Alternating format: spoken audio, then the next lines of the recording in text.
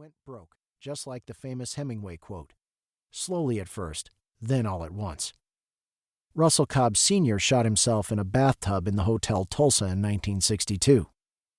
Russell Cobb Jr. died owing hundreds of thousands of dollars to the IRS in 1968.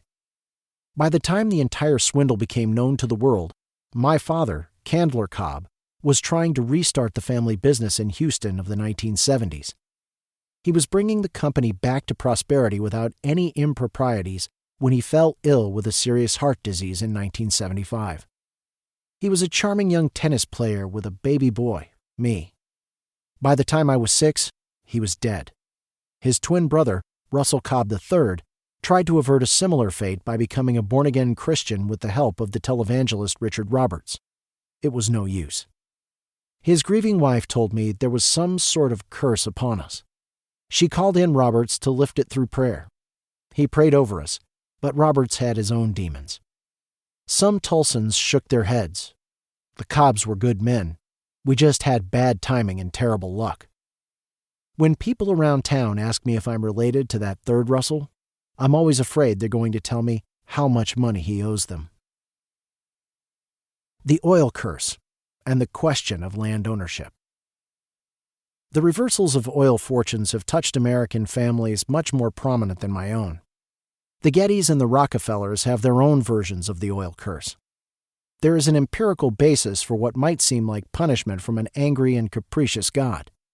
Called the natural resource curse, or the Dutch disease, it is an explanation for why the general well-being of a people often declines with the discovery of natural resource wealth. Investors chase after riches from non-renewable resources without investing in basic goods and services. In Oklahoma, the natural resource curse might be deemed as an intergenerational comeuppance for what historian Angie Debo called an orgy of exploitation almost beyond belief during the state's first boom. Only a few years before the likes of Cobra Oil Company came into possession of petroleum-rich minerals in the 1900s, the land had been owned outright by Native Americans. These Native Americans were the citizens of the 5 civilized tribes, as they were called: the Cherokee, Muscogee, Creek, Choctaw, Chickasaw, and Seminole, who had been forcibly moved from their traditional homes in the southeast and relocated to a series of reservations designated by the federal government as Indian Territory, now the state of Oklahoma. The federal government gave tribal citizens patents to the land there, tens of millions of acres. Citizens of these tribes held title in fee simple, the closest thing in the common law tradition to absolute ownership. But in the years between 1907 and 1922, those lands were passed from native hands to the portfolios of white oilmen and their companies. Today, only 2% of that land remains with native families. How exactly did this happen? When the U.S. government granted 160-acre land allotments to the members of the 5 tribes, it was part of a sweeping experiment to privatize tribal land and grant it to individual tribal citizens.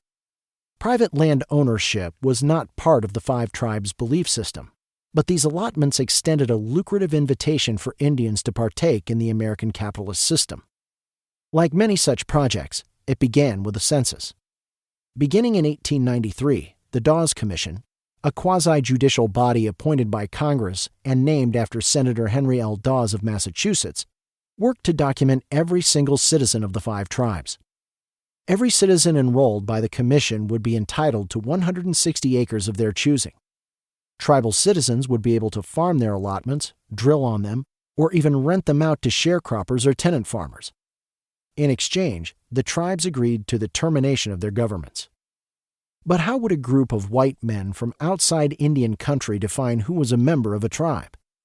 The Dawes Commission imposed a European notion of blood quantum on the tribes, creating a mathematics for belonging based on a government agent's perception of someone's race. In creating what became known as the Dawes Rolls, commissioners often made arbitrary determinations about how much Indian blood a person had.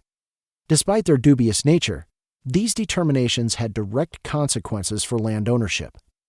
Full-bloods were considered incompetent under the law and were barred from selling their land. Persons who were less than 1/2 blood quantum had almost no restrictions on the sale of land. Race was not just a construct imposed on the Oklahoma tribes, it was also a legal tool for determining who owned what land.